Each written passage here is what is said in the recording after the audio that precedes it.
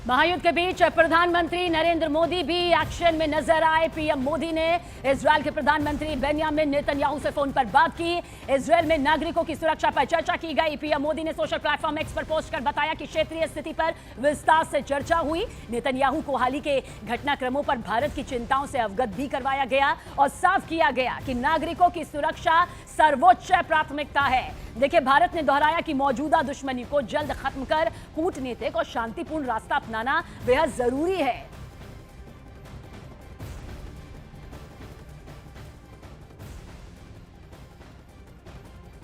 और हमारे सहयोगी शैलेंद्र वांगू ज्यादा जानकारी के साथ हमारे साथ मौजूद है। शैलेंद्र, अब तक हमने जो भी तस्वीर यहां पर देखी है वो ये बताने के लिए काफी है कि ईरान किसी भी हालत में पीछे हटेगा नहीं और अमेरिका और इजरायल की ये ताकत सामने आएगी। लेकिन इस बीच भारत का नजरिया, भारत का एक्शन सामने आया है, जहां पर कूटनीतिक शांतिपूर्ण रास्ता अपनाने की बात यहां पर प्रधानमंत्री नरेंद्र मोदी के जरिए कही गई है। देखिए, बिल्कुल प्रधानमंत्री मोदी ने कल बात की है प्रधानमंत्री नेतन्याहू से, जहां पर उन्होंने साफ किया है कि भारत चाहता है कि हॉस्टिलिटीज यानी कि जो दुश्मनी है वो कम हो और जो बातचीत के जरिए मसले हल हों। देखिए, सबसे अहम बात यह है कि इस पूरे रीजन में चाहे इजरायल की बात करें, ईरान की बात करें या वो देश जहां पर इस वक्त ईरान रिटेलिएटरी स्ट्राइक्स कर रहा है, वहां पर बहुत बड़ी तादाद में भारतीय रहते हैं। अगर अब एस्टिमेट लगाए तो करीब करीब 90 लाख भारतीय उस पूरे रीजन में रहते हैं जो वहां पर काम करते हैं या वहां पर घूमने के लिए जाते हैं या वहां पर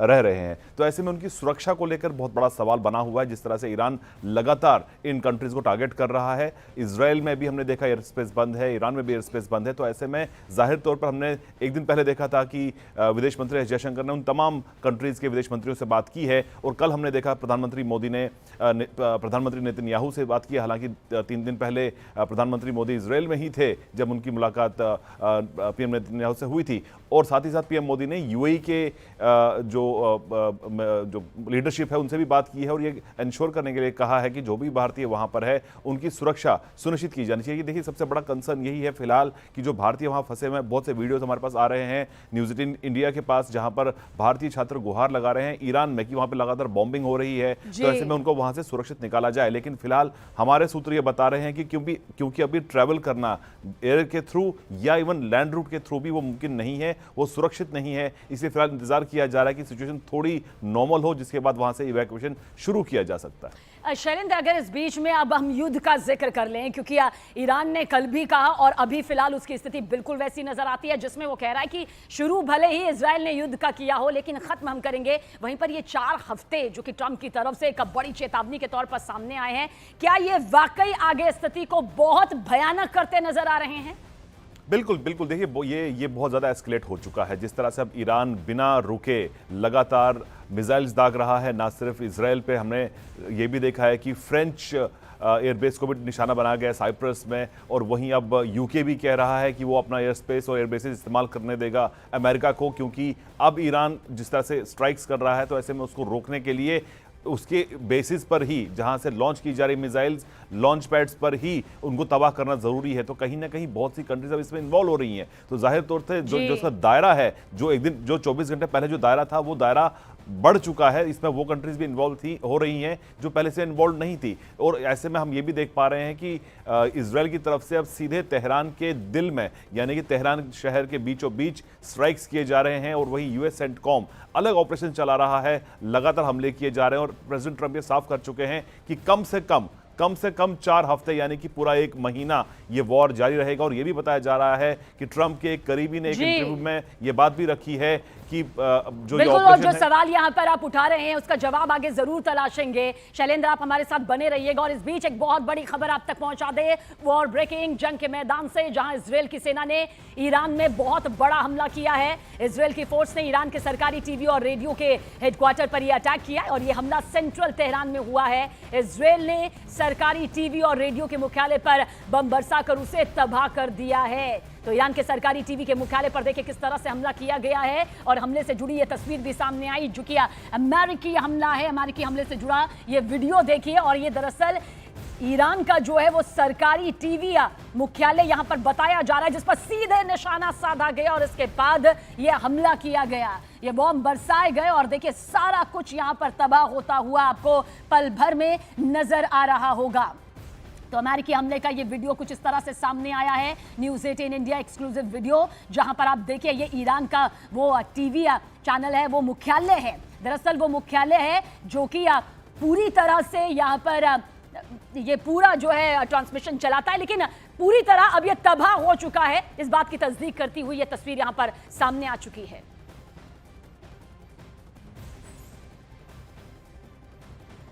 और इस बीच तेहरान में इजराइल के ताजा हमले की एक और तस्वीर सामने आई है। तेहरान के रिहायशी इलाके में मिसाइल हमला हुआ है और इस हमले में वहां की लपटें देखिए किस तरह से उठती आपको नजर आ रही होंगी। इजराइल ने ईरान में देखिए फिर बड़ा ऑपरेशन शुरू किया।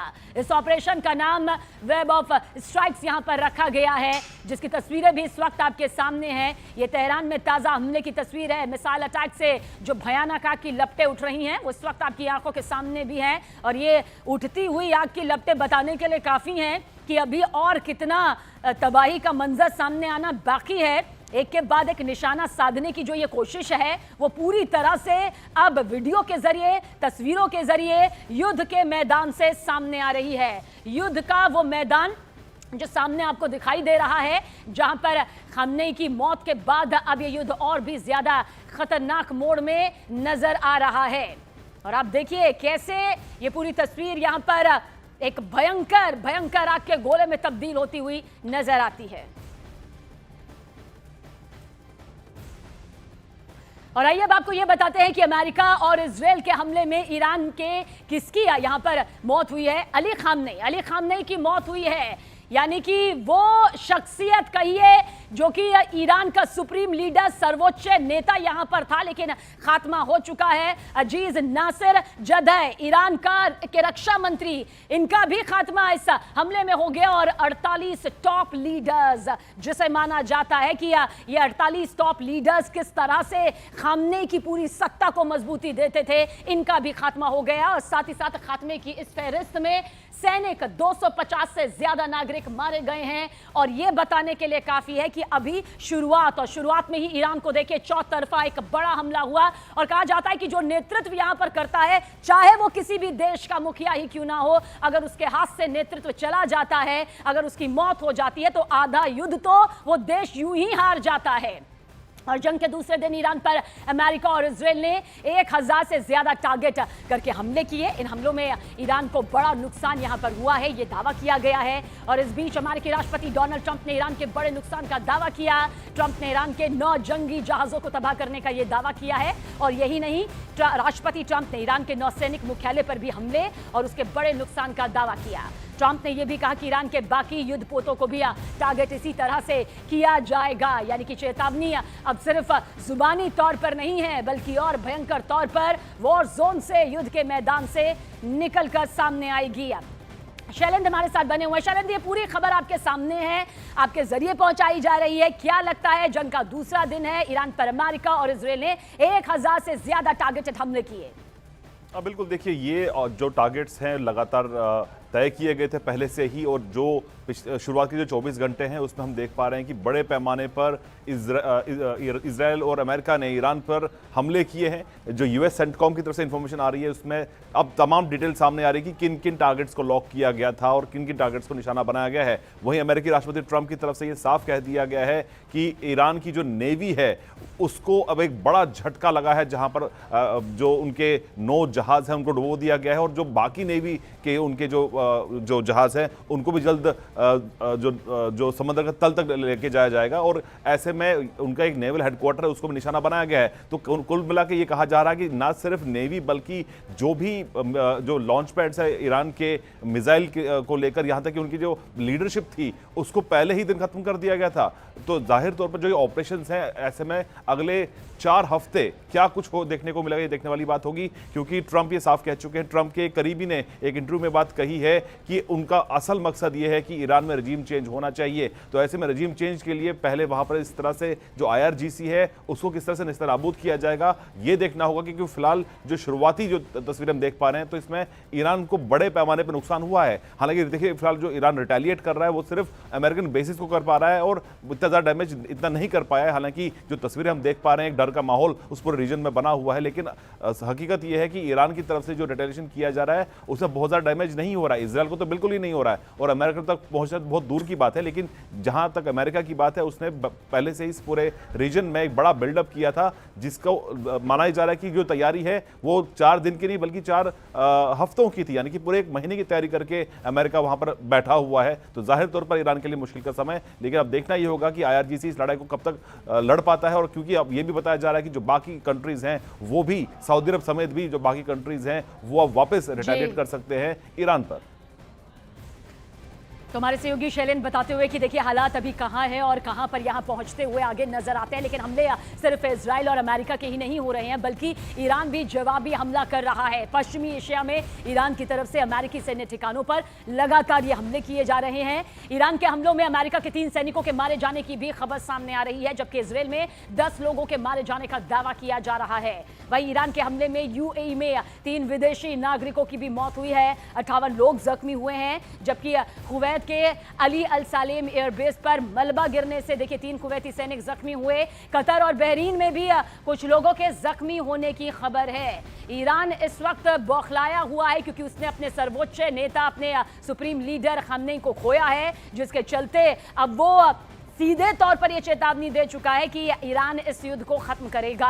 हालांकि कितने दिन तक वो टिक पाता है अपने मिसाइल और उस ताकतवर ड्रोन के सहारे, विश्लेषक इसे लेकर भी तमाम तरीके की राय यहां पर जरूर दे रहे हैं।